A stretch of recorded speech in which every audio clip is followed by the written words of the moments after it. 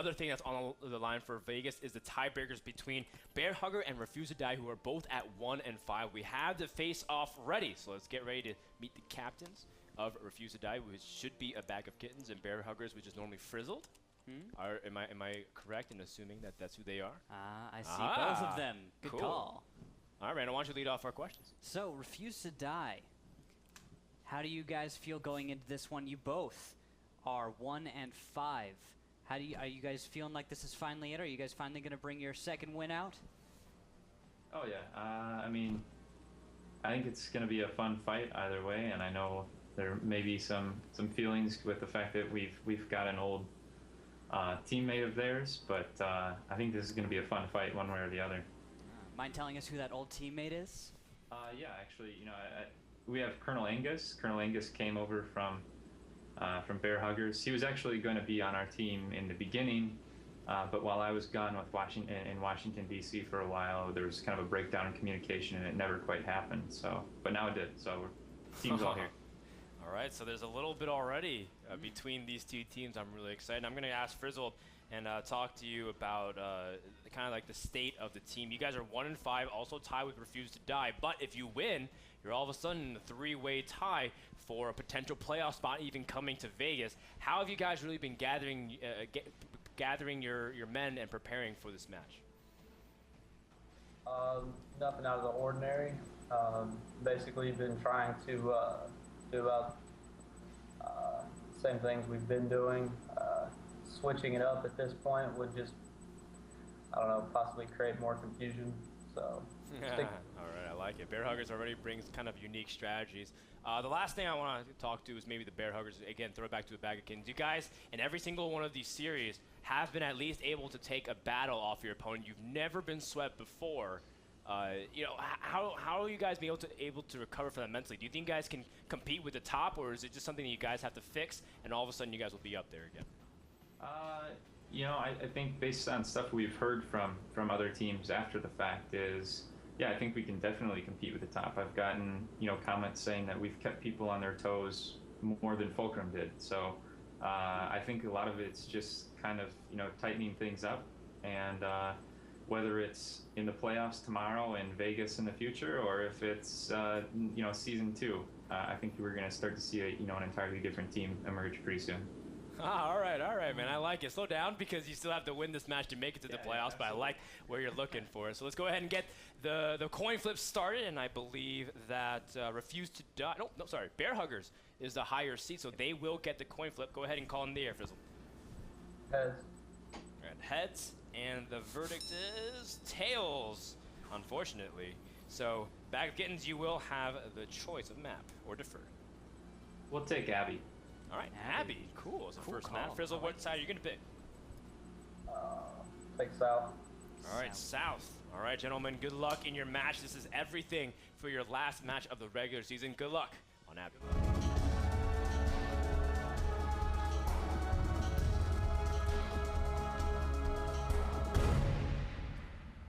Pardon my manners, Randall. Let's go ahead and introduce the teams, and then we can get our predictions underway. Refuse to Die, the blue team in the north.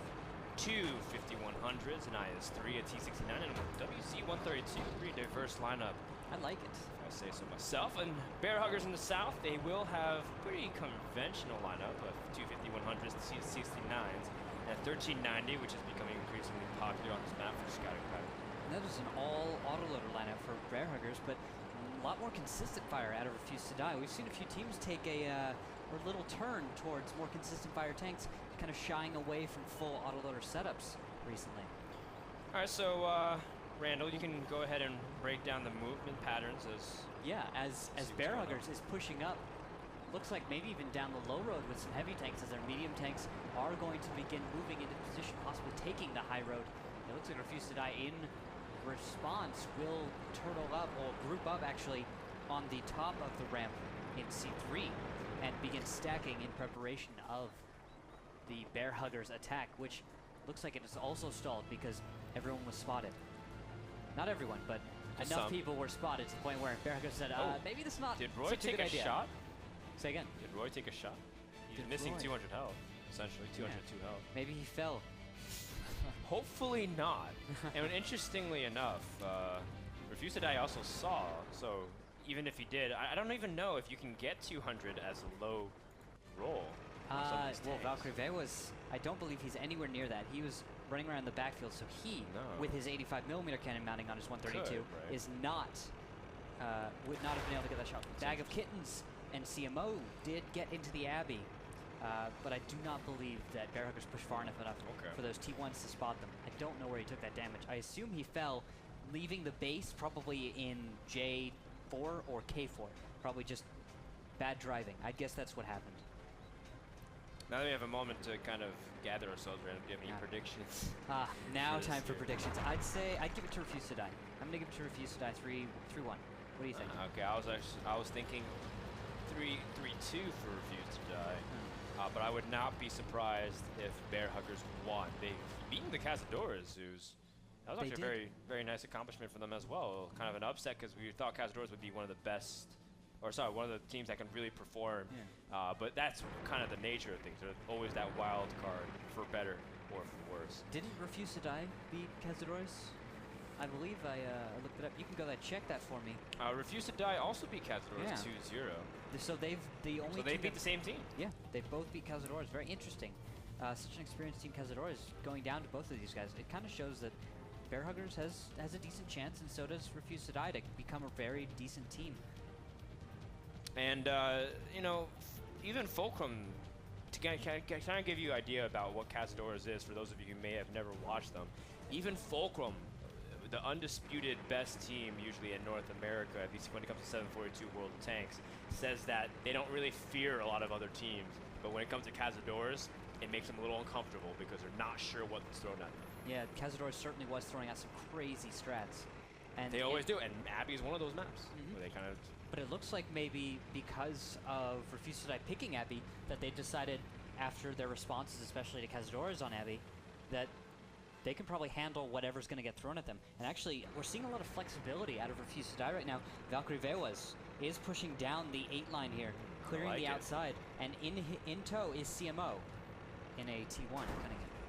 I like that. I think it's Getty or Big Daddy, one of the lights, are also up on that cliff over in H8. You can get there pretty early on and get a good spot over anybody going over to that east. But we do see general passivity. Neither team really wants to make the first mistake. I think they're spread out pretty that comes out of that early spotting. Remember when Refuse to Die's T1 spotted the Bear Huggers push as it began in the southwest? They looked like they were getting ready to be aggressive, but if you get spotted out on your run, on your attack too early, your enemy has too much of a chance to prepare, and you can't attack when the enemy knows you're coming. It just doesn't work. There's too many points of failure with that. The element of surprise being so huge in any engagement. So actually, if we go ahead and look at the red team, I think Andre's going to drive us there. I think I saw a bullet hole on the side of one of the 5100s. If we drive up close, no, not over where his ammo rack was, but up in the engine block, right there. So he did take a hit early in the match, but from who is the question? We'll have to maybe get a chance. Mysteries, the mystery.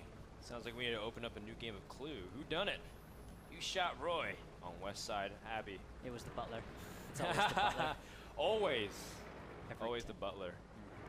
With the candlestick. That's always what got me. It's like, how'd you kill somebody with a candlestick? You bludgeoned him. It's like, we don't need to arrest you, man. They don't have cheap candlesticks. We need to hire this guy. Did you know when the movie Clue came out in a theatrical release, it had 3 different endings, so when you went to the movie, you didn't know which ending you would have? Really? Oh, that's rad. What about on, like, and DVD I'm sure, well, that's, it was an old movie, too, so there's no, like, DVD, so with extra bonus features. No, on the DVD, or even on when they would air it on TV, they'd actually have all 3 endings at the end, so it'd be back to back to back. Okay. How did they kind of flow into that? Well, don't spoil. Whoa, you're asking for spoilers? I'm sorry. I'm going to go back and watch it. You're going to have to go and watch it yourself. I just haven't seen it on TV like that. I've seen one ending, and I'm not going to spoil that. Well, I know this ending for Getty very soon as he's a team. No, Bag of Kittens here. Did he get shot or did he from fall? the Abbey. Fantastic shots. Although it's a T1 across that distance, you're not going to get fantastic shots because the autoloader will disperse so much after the first shot is fired, and you need almost the entire clip from a T1 to kill another T1. Yeah, especially if you use that autoloader setup. But Valkyrie will line up the shot, and Getty will go down. 1 shot, 1 kill, as 100% accuracy thus far. Valkyrie Viewers, of course, is pretty decent driver as well. He's been sending me a lot of his replays. Really? He's a pretty talented tank driver, I say. Not bad. We might have to take a look at him as a scout driver, see how well he fares against everyone else, especially Kufo, who, as last we checked, was leading the board for what we would consider to be strong scouting. High mobility, some good spotting damage. CMO here in the T1 Best being a scout good is scout. Mac G. Best scout Mac G, scouting at the attack, and then Mac attack. Sack a Mac.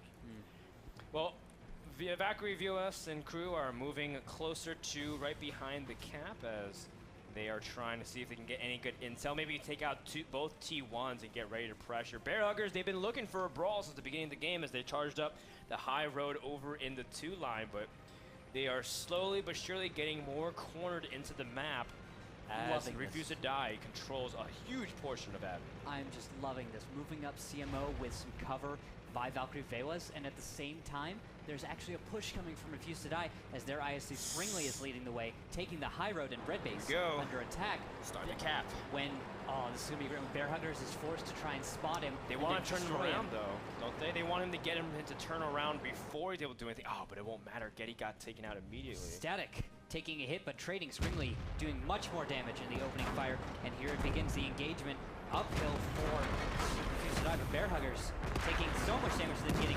Fnatic going down, Static in return going down. And that's going to be really tough for Refuse to Die to kind of recover, because Fnatic was a huge portion of their initial burst damage, but maybe it will not matter as Anubis drops for Bear Huggers, but it's been trades thus far pretty even. Still 3 tank tier 8s against 3 tier 8s, but the health advantage goes to Refuse to Die as Frizzled will drop. Rodney Dangerfield is also on 740 hit points, which means 2 to 3 shots could end his life. And Springley along with Valkyrie Vewas have great shots. The C69's doing a great job here, realizing they need to push Nice track. Springley does have to back off and rotate. Colonel Angus does have a lot more hit points to play with. Rodney Dangerfield empties his clip. One more shot, and he will have to back off. But he is 335, which means a high roll from this IS-3. But he misses. Even a low roll from the IS-3 could kill him. Colonel Angus, though, does finish off Rodney Dangerfield, and Valkyrie Vewas is coming in from behind. But Bonzoid is reloaded, and he's going to go all the way in for Springley. And Screenly does drop, and now it's just the traitor left, apparently. Colonel Angus, you're shooting at the wrong team, says Bonzoid. But I think Colonel Angus thinks he's shooting for the right team, as we have a nice sandwich action. Bear Huggers, the last member alive, is Bonzoid, and it won't be enough, as Refuse to Die will take this first battle on Abby. Let's take a quick break.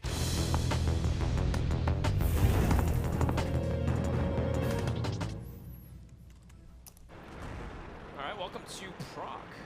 In the top side, Refuse to Die, donning a Pershing T69, T69, 1390, and a 132. And over on the other side for Bear Huggers, almost the same exact thing, except they brought a third T69 instead, which is somewhat synonymous to a Pershing if you kind of think about it. It's so similar. That 90 mil, very similar, just fires heat instead of HE. The Pershing, though, fires APCR, and some people believe that heat is no longer king. Valkyrie has to be careful. Nice job, though, on his opening scout run. I am beginning to think he is a scout player at heart, and that was very good uphill. What gave it away, Randall? I just like it, him making a strong scout run, not taking any damage. Very efficient, not getting hit like that. The T69s can get to the mid and will be loaded in time if you are not fast enough with your scout run, and they could have punished Valkyrie Vewas, but he was fast enough. So good job on him. As the other T69s from his team, Angus, Springley, and a Bag of Kittens do get into position for those T69s to move up at all. They do spot out Bonzoid, and Valkyrie Vewas is going to stop in the village. As to the east, Anubis is climbing the hill. Very nice, very nice. The ooh there, what I was pushing out was not because anything actually happened concrete in terms of damage, on the but hill, because 1390s. Anubis killing out Rodney Dangerfield, but World War II Fnatic is going to get smashed by Static on the other side of the map. T1 for T1 trade opening as West Control goes to Bear Huggers. East Control going to Refuse to Die. As well, now that early lead is going to try to go for Bear Huggers. They're going to try to get some shots at Valkyrie Vewas. He does take a lot of damage, as he will try to back off from the situation. Roy's also really low on health. The early skirmishes does end up going all on one person, but Refuse to Die does manage to finish off one member. And Bear Huggers, they were looking for a fight, but I don't know if they picked the terms that they wanted for this engagement. I'd say I like it a little bit. Valkyrie Vegas went in and drew early fire, but now he is forced to fight Static, who smashes him, as he is not being supported by the rest of his team. Static, though, taking a decent hit. Anubis, though, is going to begin an engagement on barely avoiding getting rammed. WZ132 is heavier than 1390, so that ram damage would have gone in favor of Static, but Static is down to 125 now, and finished off by Scringley, who is also going to take shots in return and is ammo racked right now. That is huge. He will have to burn his kit, but I don't know if he has one left. Well, he's still in a tight situation, and Screaming will have to kind of dodge here. Frizzle just gonna not even bother playing the corner game and just go straight through the house. Bagkins is waiting for him, as he will try to see if he can go for another shot and maybe draw Frizzle closer to life. But until then, Bear Huggers does have this advantage. Bonzoid trying to rotate in. Oh no, Bad Kittens missed the shot on Frizzle. But Bonzoid does bounce on a Bag of Kittens. Anubis is coming in, and he is loaded, and he's going to destroy Frizzle here, but no, he misses. No, Anubis needs to land his next shot. He misses again. He needs to be able to get something. He was bounced straight off the front armor, as Bonzoid is trying to go for a dodge here, and Anubis is choking here a little bit on proc and needs to come a little bigger, but Bear Huggers is now down a tier 8 despite all that. And Getty is trying to get away, and this consistent fire from a Bag of Kittens is where this Pershing shines. 2, 1, shot out. And nice connections overall from Bag of Kittens. Captain coming through the clutch and refused to die. All of a sudden, up 8 tier points and capping out their opponent. Although CMO won't last very long, he still gets important information as to where the last 2 members are. Getty is not able to smash CMO on his way over to rejoin Big Daddy in the west side of the map. Big Daddy was spotted for a moment. CMO's loaded, and he could finish off Getty here. CMO is not able to reach. You know, Anubis is also really low as well. I don't know how much health he has. He has at 250 health, while Bag of Kittens is at 741. So he could Anubis finish loaded off here, Anubis. and he will go over slow. If he wants to. Is not able to. Hits dirt. Should have just kept moving up there, Anubis. You never know. You never know, Randall. If Getty finished off Anubis and a Bag of Kittens, all of a sudden, as his Bag of Kitten, or as his cat like attack his mouse. Quite literally. Anything could happen, but Getty does end up dropping, and Big Daddy, consequently as well, refused to die, jumps out to a 2-0 lead on Proc.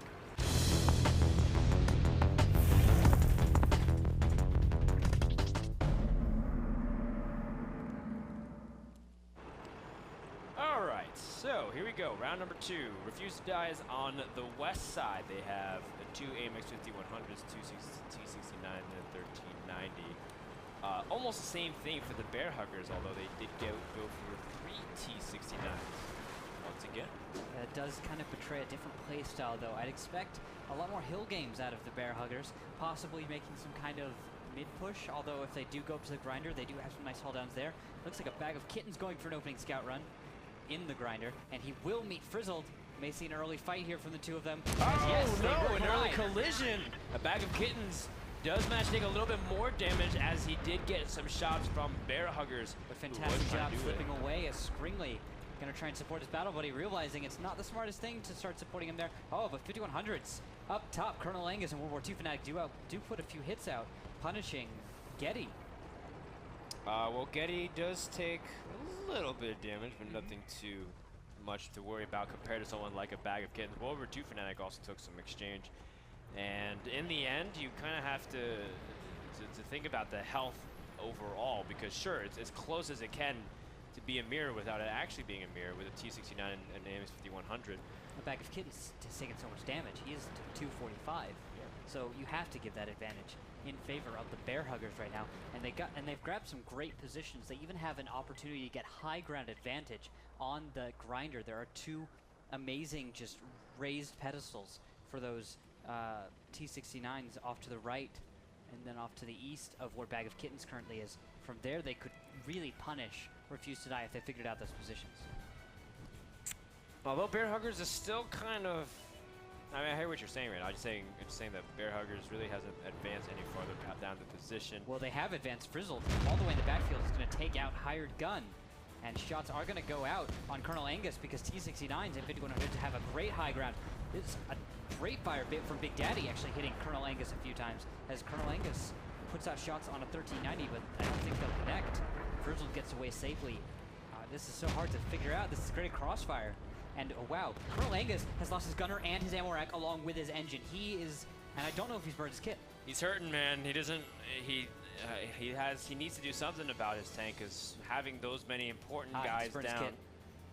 He did burn his kit? Yes, but World War II Fanatic, in the meantime, does go down to more crossfire. These 5100s are just too big for this position. They couldn't sit there and absorb and just stay safe behind the rocks from that position. There we go. We've lost both 5100s, and the 1390 goes down a bag of kittens. Only the T69s are left, and they're going to just push forward. It's looking really bad for Refuse to Die. Bear Huggers not. I mean, they've dropped the first 2 games, but now they're looking super strong on airfield.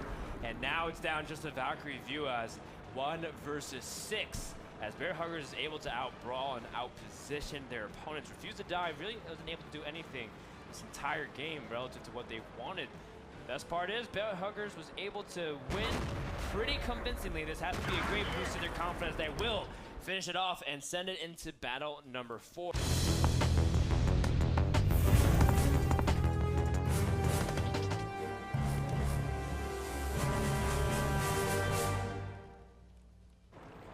Welcome to Ensk. In the bottom section, the south side spawn, we have the Bear Huggers in the red, and they have a 110, 2 5100s, and 2 69s. And for Refuse to Die, we have almost the same thing, with exception of Colonel Angus is going to be mounting an IS-3 instead of AT-69. What do you think of these 110s, Dan? I told you about a week ago, and I still kind of stand by it. I think Chinese tanks are kind of the future of world tanks in a sense, where they'll be seeing a lot more of them, and they're going to continue developing them. Although I do know that in 8.7 they're developing the British arty line, but in the future, Wargaming will for sure add more Chinese tanks, and I'm excited to see more incorporation of them in 742 format. Yeah, and what's also interesting is that most Chinese tanks that we see in the 742 format have in some way a gun choice. Like you have the 85 or the 100 mil for the WZ-132, and then for the 110s you have an awesome choice. And the 122. Exactly. So I actually want to ask, I prefer the 122. Do you like the 100 or do you like the 122? Oh, I mean the 122 has better DPM. The only thing I complain about is the aiming time and the inaccuracy of the 122. But for all intents and purposes, it's still the same thing as kind of like a BL9 on an IS-3. Still can roll really high. Still can do great damage, a little bit inaccurate, but it still gets the job done. Yeah, it's kind of city maps. It's great. Yeah, and I'm wondering how these teams are going to employ that, because in the past we've seen some 110 play, but it hasn't been as successful as it could be. And I feel like maybe is it the players or maybe the tank? It's interesting, and also it's something I'm noticing. I'm looking at the Bear Hugger screen right now. That's a 122 that we're seeing on Bonzoid's 110, whereas on the other side, I'll jump onto Valkyrie Vewas. He's mounting the 100 mil on his 110. So interesting how these tankers are bringing a new tank, and they're also still not, unanimous on what gun they're going to bring. So we've got Valkyrie Vewas with the 110 with 100 mil to complement Colonel Angus, who will obviously be mounting the BL9. Yeah, and we'll see how that pans out if they ever end up in a full engagement. But until then, Refuse to Die kind of taking a staggered position. Clutch, what do you kind of make out of Refuse to Die's angle here? Well, they have what they need on the west side of the railroad, and they have that one T1 Cunningham to see anyone trying to position themselves on the east side. They have more map control. They actually kind of divide the map in 2/3 if you make a cross-section going diagonally because of their positioning, and that is not good for Bear Huggers unless Bear Huggers decided to either fake a push up west or actually go for it, because that T1 can still try to spot that push in from that medium tank, but the medium tank's obviously going to destroy the T1. Refuse to Die is in a much better position than Bear Huggers at this point. Yeah, I have to agree with you. Refuse to Die had a great scouting opening at the beginning as well. CMO was actually spotting the positions, some of the positions from Bear Huggers. Well, we jumped to him for a moment. He was about D8. He broke down some of the wall and was in a bush, spotting to the south where he's caught a few of those tanks, and he's backed off very smartly. On the other side, Hired Gun versus Frizzled. Oh, Hired Gun getting the worst exchange of that skirmish, but can he bring it back? Oh, 15 to 14 health. It won't matter. as Frizzle will end up finishing off the kill there. That is Big Daddy getting the kill from Oh. where? Oh, from around Cap. That was from the back. Oh, very nice. Yes, fantastic job That's there. a good battle, buddy. Always cover your battle Big buddy. battle, buddy. 0519. It looks like a Bag of Kittens, though, realizing how exposed that T1 is going to begin going in for the kill. He is knocking over trees, though, and revealing his approach. I don't know if Frizzled has noticed. Here comes the cavalry. See if he can get some shots on. But he should be able to finish him run. off. Oh, nice. Nice dodge. Any shot dodge is pretty nice, although Bag of Kittens does end up wrapping it up. And now, wow, Bag of Kittens wrapped it up. In a bag Yeah. of kittens. Well, oh no, Bag of Kittens definitely got worse end there, as he did get shot either from Getty or Roy, and that's going to make him a little bit worse off in the actual engagement, but still, both teams kind of feeling each other out, getting a good spot, and now Bag of Kittens kind of knows where his opponents are, saying, well, I took some shots, they have to be in a little bit more defensive position. They're definitely not on the western side either because of how far they aggressively pushed. Bear Huggers also has... oh, here comes the push. Well, yeah, Bear Huggers also has a heavy on the far east, though. It's a very interesting flank. I like it. It gives cover to the Bear Huggers. It's the 110, though. Yeah, and although he is mounting the 122, and that does worry me a little bit. That is a little interesting, considering that it's going to be a little inaccurate. It's going to be hard to flank, and it's not the most mobile compared to like a T69.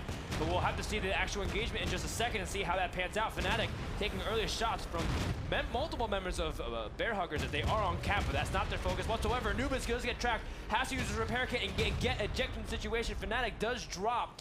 And all of a sudden, Bear Huggers trying to scramble and get back into spot, or refuse to die rather, as Bear Huggers was able to completely blindside their opponent. This is crazy. Valkyrie Bay was charging completely in, using his 100 mil to go after these T69s, and he is going to continue to connect, but the rest of the team might not be able to follow this up. We've lost too much DPM. World War II Fnatic and Anubis have gone down. I sense Bear Huggers on their way to tying up the series. Two members of Refuse to Die have dropped in their tier 8 count. Back review, sure he's in a 110, but he's got his weak side exposed. There's Bear Huggers, bounces. Yeah, there's a lot of bounces. I really thought Bear Huggers was able to finish off Back review as quickly, but instead it seems like they've been losing a lot of HP in exchange. I'm not so sure anymore. Static drops from Bear Huggers, and it is 24-25 with Colonel Angus, who has a lot of health to spare in his IS-3. But then there goes Valkyrie Baywas, and Colonel Angus does put a nice solid shot into Bonzoid, who is at 413. A good roll could destroy him now from Colonel Angus, but Bonzoid will be reloaded in a second. He does bounce one of the shots. Needs to get another one. Although he's just trying to see if he can finish off Rodney Dangerfield, and he doesn't. He misses. Colonel Angus whiffs on an important shot in order to try to even up the odds in this game, and Bag of Kittens should be finished off momentarily. And Bear Huggers ties up the series 2-2, sending it to battle number 5. The winner of that will get a shot at the playoffs for Las Vegas.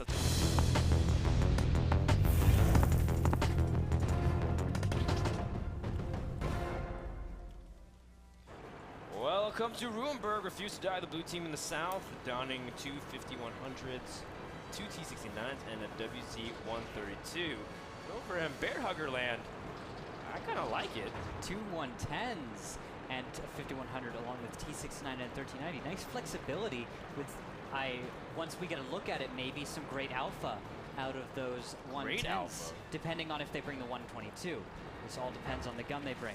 I do like the 1390 over the WZ-132 though on Ruinberg as a personal. What do you think, Randall? Do you like the 132 as the light scout that he likes to peruse around the 6 line and even over to the Delta Digital as we see with Getty? I'd agree with you there. I definitely have to agree with that. But I mean, we've seen some great play out of certain players in the 132. So it could be one of those things where we have great players in certain tanks, because how many players have we seen in 1390 really misuse it? And but at the same time, I can look at guys and tell you, like Friction, for example, does a phenomenal job in the 1390 on Ruinberg, and he's able to really play it out. Even some of the other guys I can't really come to mind immediately, but I think 1390 play overall is better, because with Ruinberg, with some of these flanks that you get, the burst is invaluable. I have to agree. Oh, wow. But real quick, guys. Oh, what is this? As Anubis does attempt to cross, and Colonel Angus was about to cross as well. On the 3 line, they were spotted out, and it looks like Bear Huggers is going towards the enemy cap. We're playing Tanks Crossing 2013. Ain't no animals crossing over this E6 ledge.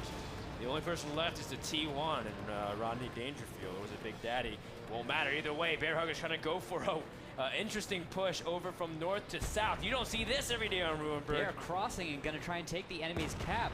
I don't know if this is the smartest and choice. A lot of missed shots as well, and Bear Huggers was able to cross with minimal resistance. Counter cap as well has been initiated by the double T1s over on Refuse to Die. It's going to come down to the couple seconds as we do have 3+ members from Bear Huggers, but only 2 for Refuse to Die. Refuse to Die needs to get a lot of resets. Yeah, Scringley here is reloading and attempting to hold off the 2 110s as there are more hits going out from Ammo rack. Angus. Ammo rack on one of the members. I believe it's Static. Yeah, a note. Anubis got ammo rack. And, oh, was it damage to his tank, or did Anubis actually get ammo rack to just go up? I think he just got ammo rack and get up, but at the same time, so did the AMX-50 and Static as well. But the timer still remains the same. 10 seconds left. Can Bear Huggers actually do it and pull the series back from the depths? They were down 0-2. 5 seconds left on the clock. They may be able to do this. Scringley needs to get a shot in here. He's going to have 1 second. And it won't work. Bear Huggers captures blue base and completes the reverse sweep. 3-2. Bear Huggers advances to the tie-breaking day tomorrow, where they get a chance to play in Las Vegas, Nevada. What? I don't even know, man. Huh? Is that supposed to work? Pushing down E6 and J5 like that? No. Like, what? I've never seen that work quite so well. Clutch, help me out here, man. What did we just witness? This is one of the biggest upsets this entire season. Now, to give you guys a background of Bear Huggers joined this season at the very last minute because they had to replace a team that was invited but could not join the league due to whatever issue. So Bear Huggers had to strap themselves together and say, okay, we can do this. They had to scramble their schedules. They had to commit to it, and thank goodness they have, because that type of play has blown everyone away. And it was also because a Bag of Kittens in his T69 was landing his shots in order to stop the cap. But guess what? When you're out of those 4 shots on a T69, there's nothing you can do. And instead of moving in and trying whatever he could to stop it with his tank, sacrificing himself, he moved back and he wanted the 5100 to move in, but it was too late by that time. Yeah. Bear Huggers, with their aggression, was able to lock down these last 3 maps in a row in one of the biggest comebacks and one of the biggest upsets that we're probably going to see in the beginning of esports for World of Tanks. And you know what's so tragic for a Bag of Kittens? He was ammo racked, and there was a chance that he could have reloaded in time because he was low enough at the end of the match to the point where the crew skill activated, that is adrenaline rush. He would have had a short enough reload to get shells up and then stop the cap, but he was ammo racked. I'm floored about what we just watched. Yes. Absolutely stunned. And you know what's so crazy is that we can go back and watch that a couple times and pick out all these small things that went perfect for Bear Huggers, but in the end, it still remained the same, that they were very resolute in how they're able to execute. And this strategy, I have never seen north to south that direct, that open, because they set up their own screen by boxing in their T1. They said, you know, we're not going to try to pick any corner to use the buildings or natural obstacles on Ruinberg. Let's just make do with what we have and Refuse to Die. They try to set up in K2. They try to get a good spot in H2 as well and try to see if they can get a crossfire. But by that time, 5 seconds on the clock, Screaming's like, oh crap, I have to go and reset. Wasn't even able to get there. Yeah. Absolutely mind-boggling, Randall. I can't even believe what we just saw. Just right at the beginning of that fight, I think when we saw the members of Refuse to Die attempt to cross the 3 line, that was probably the trigger. When they saw the 5100 cross, then he had to hesitate to come back, and they were able to get onto cap. But even so, Bear Huggers kind of hesitated getting on cap. I was worried for them for a minute there. I don't even know. And now what are their standings at? It's 2 and 5. 2 and 5. And they're tied with Cazadores and Turtle Police. Wow. And they will play a 3-way tie. The winner of that will contest either Cunningham's or Wreak Havoc, depending on how things go. Actually, yeah, it depends on how things go in the next series, which we're about to find out in match number 4. I cannot wait to see what's going to happen, who is going to be joining us in Vegas. And here's a little promo to get you guys hyped up as we get ready for match number 4. Are you ready? Welcome to the wargaming.net League North America World of Tanks. Oh my God! It is time for North America to answer the call of esports. This could be it. 5 seconds left to go. I think we said it. Got on the last second. An amazing play. This is just a taste of what's to come. He's trying to turn it around. Big shots going down all over the place. Oh my. The shot.